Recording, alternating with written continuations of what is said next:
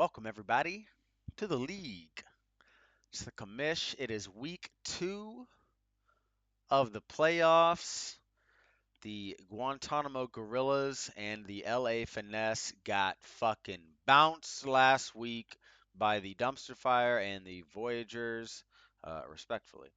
So now, once again, another familiar sight. You got two teams in the West, two teams in the East, duking it out to see who's best, and then to go on to face each other in the championship round, final round, obviously next week. Um, in other news, though, um, and I'm gonna try something. What we're gonna try and look at here, and we're gonna go here, and we're gonna go here. Hey. So, that's not what we wanted to look at. What the hell do we want to look at? Not this. Yes, the draft, or not really the draft, but the picks um, that everyone has, and also with the playoffs as they are now. Let's go down to the losers bracket, aka the battle for the Phantom First, and surprising matchup um, for both games last week. Um, the Quailmen took down the higher seeded um,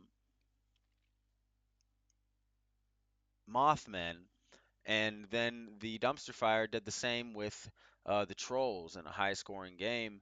And this is probably the best thing that could have happened for, say, parity wise, because the Trolls and the Mothmen were the two highest scoring teams out of the six uh, in the uh, in the Phantom First tournament.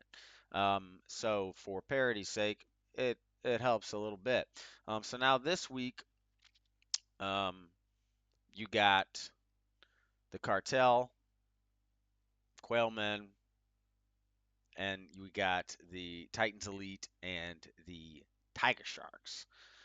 And these are the four worst teams in the league. And so these are the four teams that need the picks the most. But let's look at which team needs the pick the actual most. Let's look first at probably the team that's the best out of the rest of the ones remaining, the Tampa Bay Tiger Sharks. Pretty solid squad here, obviously. Um, I can't put that in the middle. No. But so Rico has only got a third and one. Okay, what the hell does he got? A third, one, two, three fourths, one, two, three fifths. So he's got six super late picks and a third. He doesn't have anything inside the first two rounds. He needs to package all of this shit and send it over Joe's way. Because do you see this gap right here? That just means that's the end of Joe's everything, right?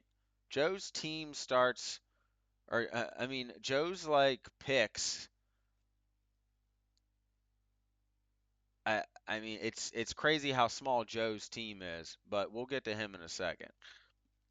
But anyway, why am I clicking on email?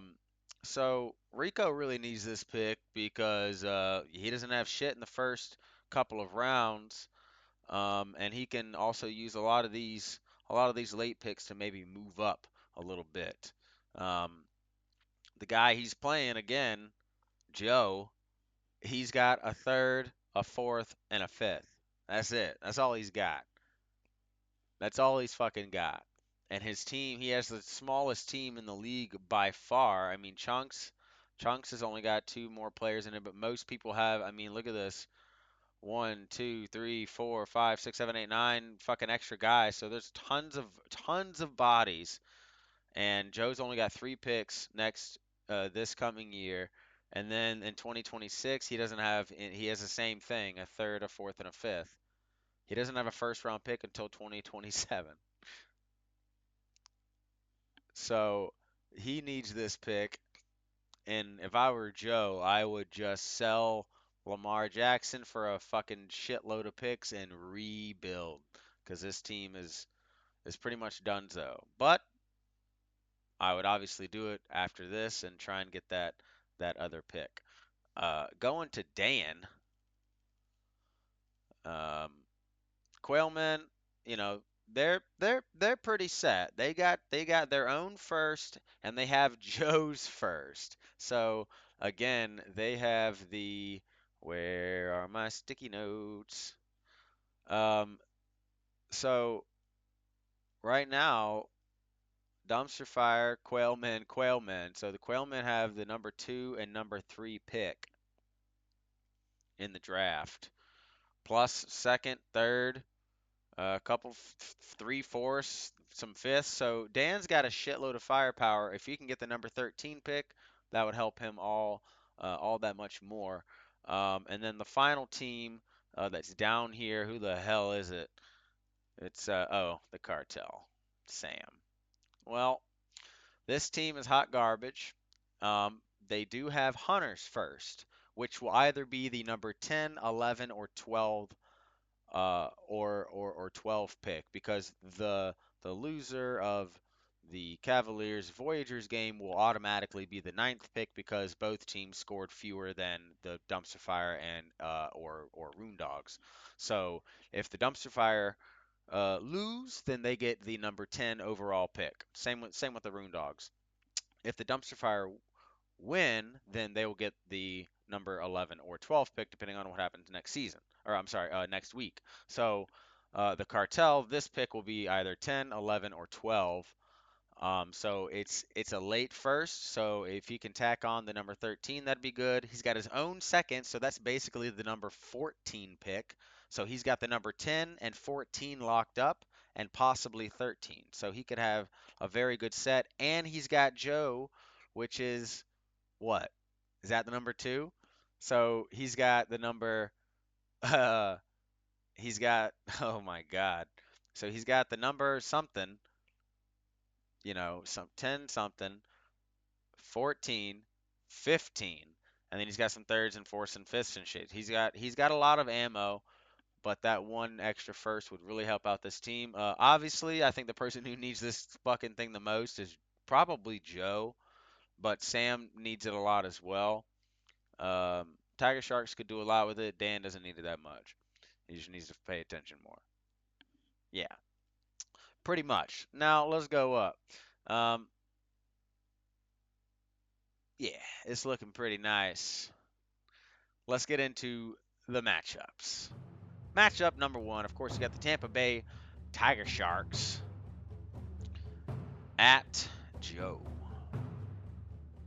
This game is 47. It's 47-12 at the end of the half. Bookies still got it at the Tiger Sharks winning. Tiger Sharks won last week. Tiger Sharks trying to make it 2 in a row and just fucking end the season on a positive note and channel his days 10 years ago when he played this man and lost his only chance that he's ever had at the belt. So he can get some redemption here and start to build forward. For the Titans Elite, they, again, just like I said, they need this pick more than fucking anybody, I think. So, and if they don't get this pick, the Titans Elite are going to look real shit unless they make some drastic moves.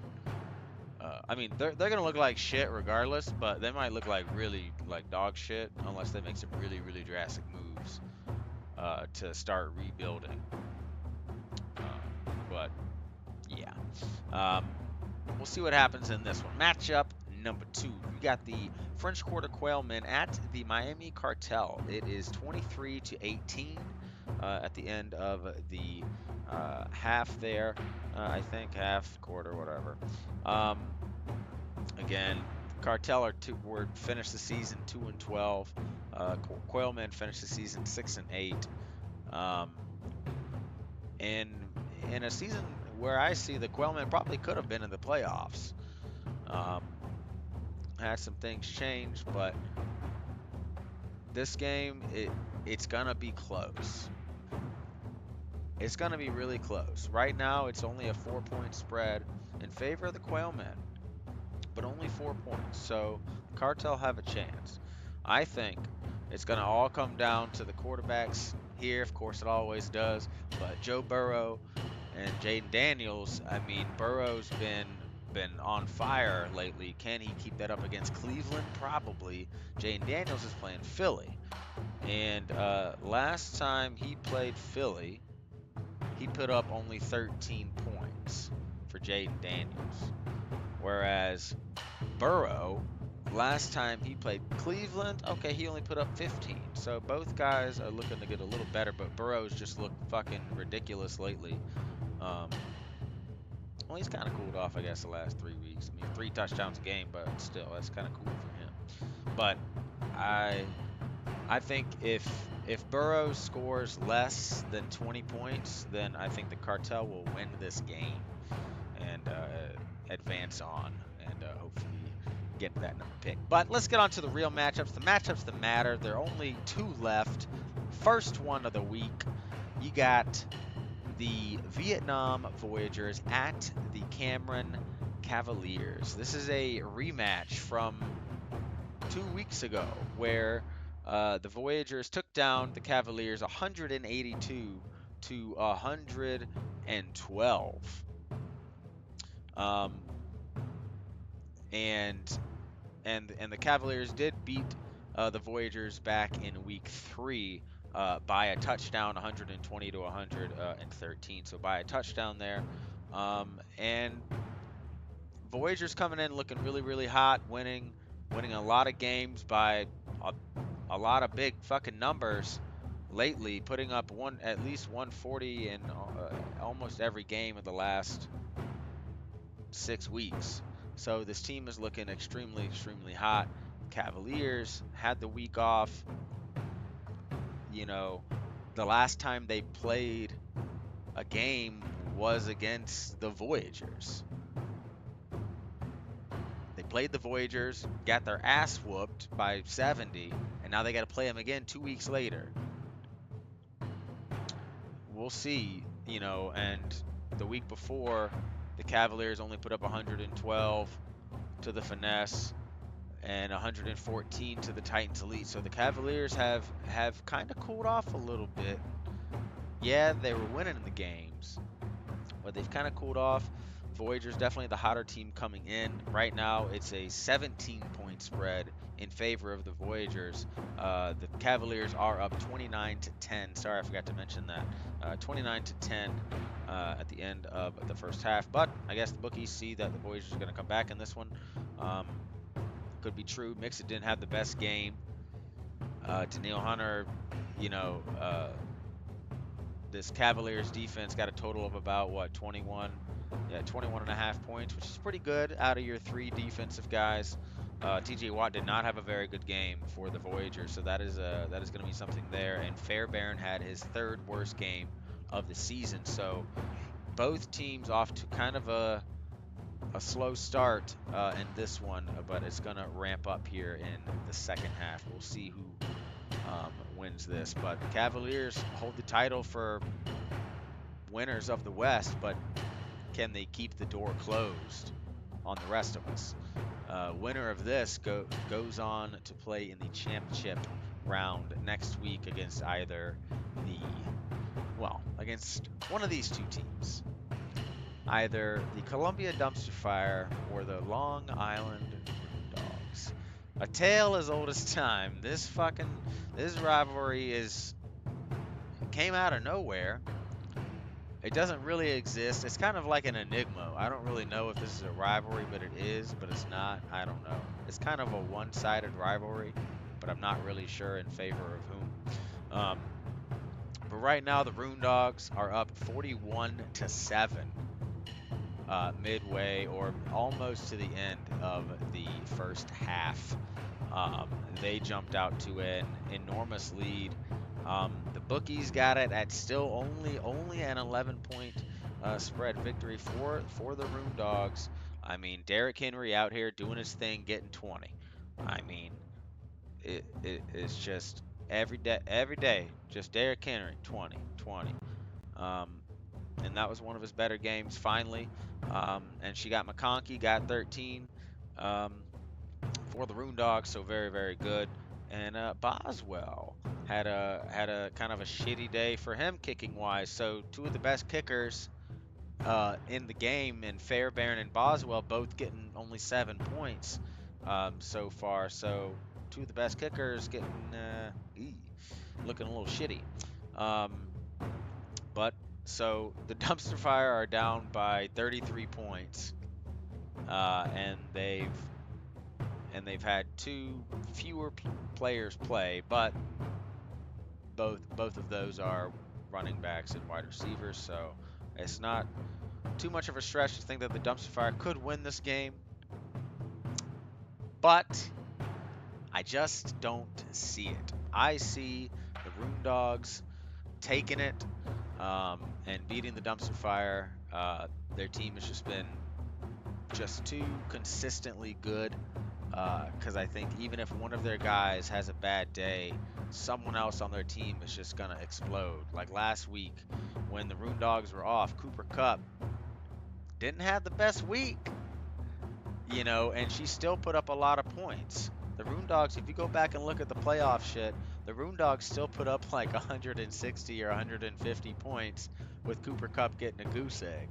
So this team, even if one of their best people shit the bed, literally, the rest of the team picks them up. So the Roondogs are just too damn good. And right now, I got the Voyagers over the Cavaliers because the Voyagers have looked too damn hot over the last, month and a half, and the Cavaliers have cooled off a little bit, and the Voyagers just beat them. And it's my team, so yeah, I'm picking them. But I also got the Titans Elite beating the Tiger Sharks. I don't know. I feel like a spicy upset is coming. I don't know. I just feel like Tiger Sharks are gonna shit the bed, and Joe's gonna fucking win somehow. I don't know. And I got the Quailmen over the Cartel. Barely. It's gonna be a close one, but I think the Quailmen are just gonna eke that one out with Joey Burrow up there. But yeah, that is pretty much it, guys. Try to make this one as quick as possible. Oh, so whatever. I didn't remove the golf shit. It doesn't matter. But yes, Merry Christmas, Happy Holidays, guys. Wish I could be back there, celebrating with y'all and with family and shit. But it is what it is. Yeah, Happy Holidays. Have a good break. And I mean, I'll be on here next week, but Happy New Year, even though I'm gonna say it next week. Whatever. Merry Christmas. Only an 18-minute video. This is weird. All right, let's end it short, man. Good luck. Good luck to Chunks, because you're gonna fucking need it. And good luck to Mandy, good luck to Hunter in their matchup for the final battle of the East. And yeah, I'll check you guys next week after Christmas, before New Year's, when everyone's got not a fucking thing to do. So yeah, bye.